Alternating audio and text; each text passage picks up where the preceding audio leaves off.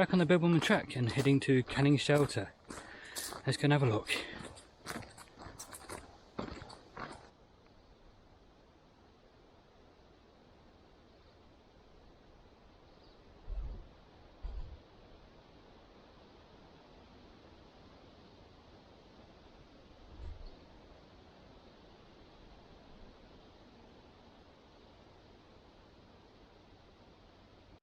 Yeah, made it to Canning Shelter. Not a bad walk, a little bit inclined decline to get here from Brockton Highway, but nice walk, nice shelter. So we'll turn the camera around and we'll start where I'm standing and we'll show you around the Canning Shelter. And the first thing you come to is the fire pit, and on the logs here you'll see they've added boards. So it's going to be a little bit more comfortable sitting around the fire at night. Fire season, or should say fire ban season, is from the end of December until the end of March. It's still in March at the moment, so no fires allowed here for a couple more weeks at least. But they can extend that ban a bit longer depending on the weather.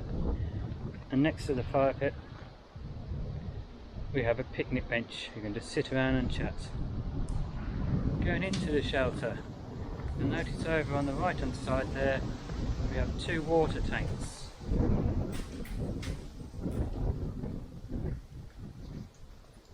Take a step up in and we've got the extra large picnic bench inside, so you can all gather around, have a chin wag, cook your meals out, prep all your gear.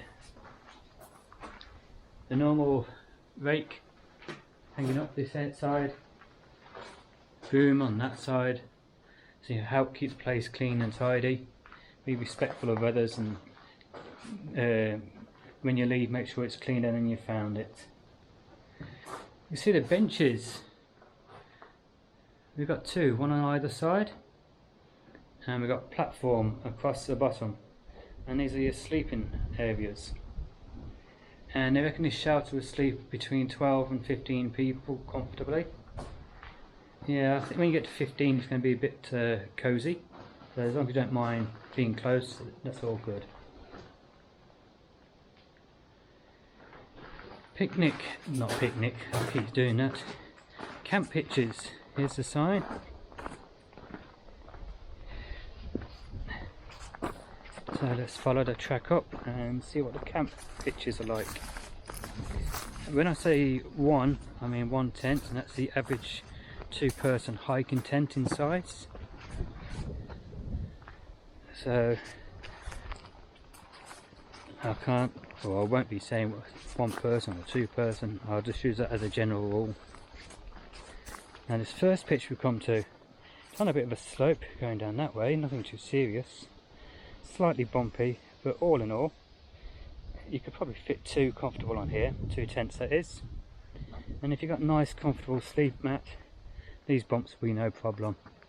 And we've got one right next to it.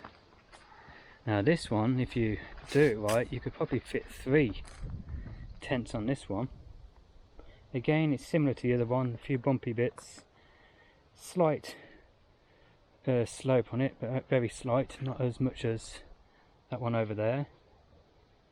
And like I said, with a good mat you'll be comfortable.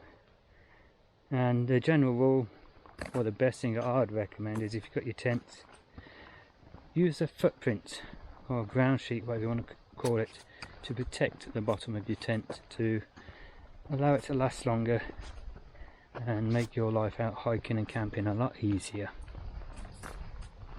Next one here, this is nice and level. We've got all the bits of gravel and stones on there. I think if you brought the rake over and gave it a rake, that'd be a fairly nice one. At a squeeze you could probably fit 2 on there, or 1 tent comfortably. But yeah, not too bad that one. And there's a tiny one next to it. I say tiny, one bit big enough for a single tent here. Ground again, not perfectly flat, but fairly decent. The track goes this way a little bit, let's follow that. Let's see if there's any more here. What we are walking towards is the dunny.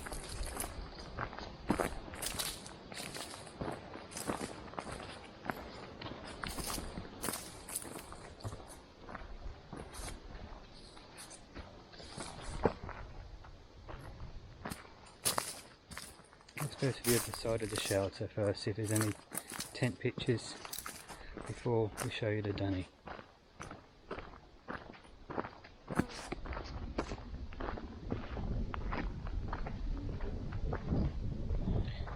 The trail goes this way. Let's go and have a look. I remember the first time I came here, there was a school group and every single tent pitch and space was taken.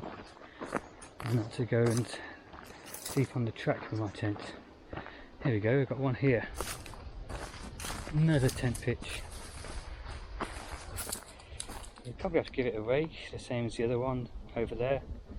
A fairly decent size, you probably squeeze 2 tents on here. That tree is still okay at the moment, still alive. So as making this video, there's chance of deadfall is slim. And track tires on up here, let's have a look.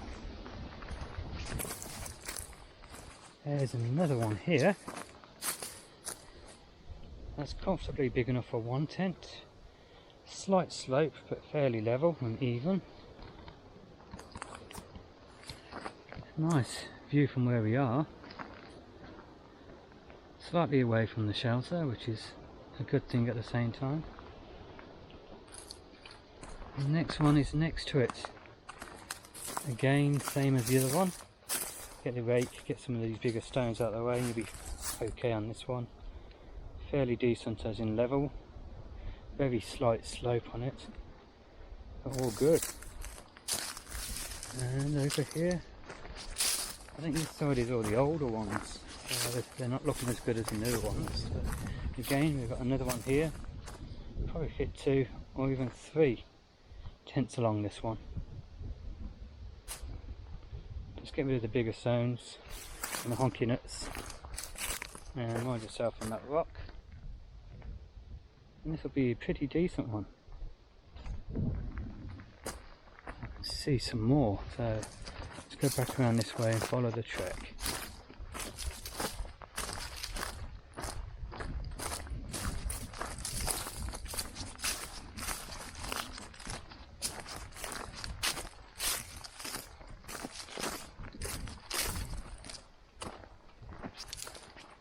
And here we go, we come to another one here. This one's a bit of a bowl shape to it, so wet weather, personally I wouldn't use this one.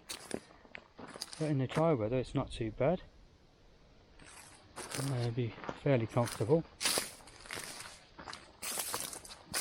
And behind the log, we've got a track goes that way, we'll look at that one first.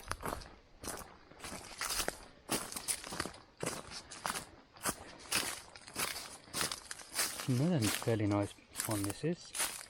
Now, I like this one, this is my preferred one out of all of them so far. Probably the furthest away from the shelter. Really nice around scenery. And if you are close to a couple more tent pitches over there and there, which we're going to look at in a moment, this is a fairly nice one. Let me fit one on here comfortably. There's a rock in at the ground there. Normal thing I look for is hammock hanging. I haven't seen anything that's really suitable on the tent pitches. And the other side of the log from the one with the bowl, you could use this as a tent pitch. It looks like it's one of the older ones. Slight slope down towards about that point and it levels off again. So you could squeeze one in there. I wouldn't say comfortably, but you could squeeze one. Or even where I'm walking now. You could fit a tent here, or even 2.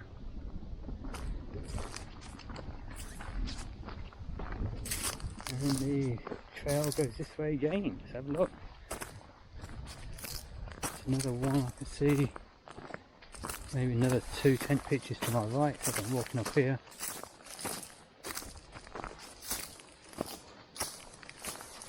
And this is at the top. Now we've got the route coming up here and some boulders coming through, some rocks. So you'd really only fit one on here, just the one comfortably.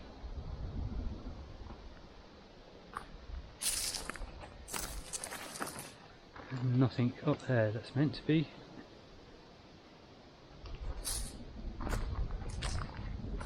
There's your view from this one.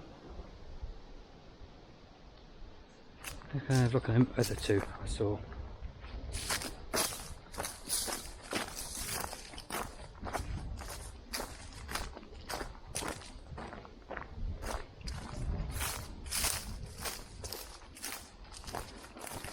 Now we'll skip to this one first.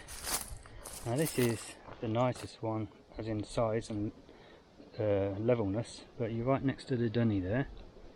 So if you don't mind that, this will be a pretty decent one for you. But with the odd wrong direction of the wind, it wouldn't be very pleasant. Now I walked over this one. This one here is big enough for one. Level, a few stones, just give it a rake and it'll be pretty good. Let's walk up and have a look if there's any more. No, not anymore, that's it. I mentioned the dunny a couple of times. The dunny is the outdoor toilet, known as a drop toilet. Now there's no plumbing here, so there's no actual running water to the toilet or anywhere on the shelter, at the shelter. Yeah. All the water you get in the water tanks are rainwater, which comes off the roof. And the toilet is actually a composting toilet. So no putting chemicals, because that will destroy the compost and end up with flies and maggots. No putting any sanitary towels or anything like that, ladies, you have to carry them out, that will destroy the composting. And no baby wipes or wet wipes, because that will also destroy the composting and it won't smell very nice, and like I said, it'll be full of maggots and flies. And this is your toilet. Now don't guarantee you have toilet roll. This one's got 2 hanging and 2 spare at the top, but always remember to carry your own just in case. And if there's no one else here, that's your loo with a view.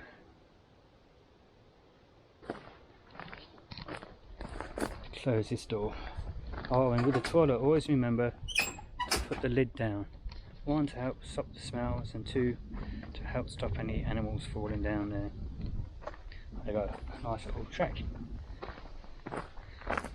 Taking you back down to the shelter.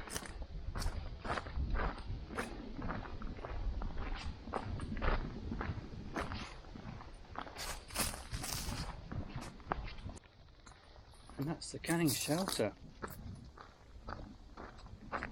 It's not a bad little campsite, is it?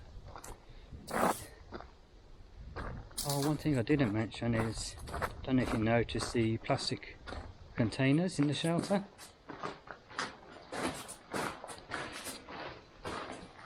These got the trail logbooks in here. So the trail logbook, what you'll do, you fill it in with your name, age, where you started, where you're finishing, the approximate length of your trip. That's just in case anything happens. They'll check the books in each of the shelters, and if you're heading one way and you haven't checked into the next one, they'll know if anything's happened to you, you'll be back towards this one, for example.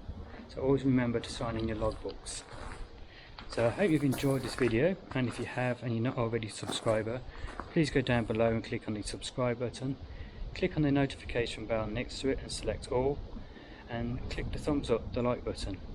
And if you are already a subscriber, again, I thank you very much. So until next time, get out there, have some fun, and take care.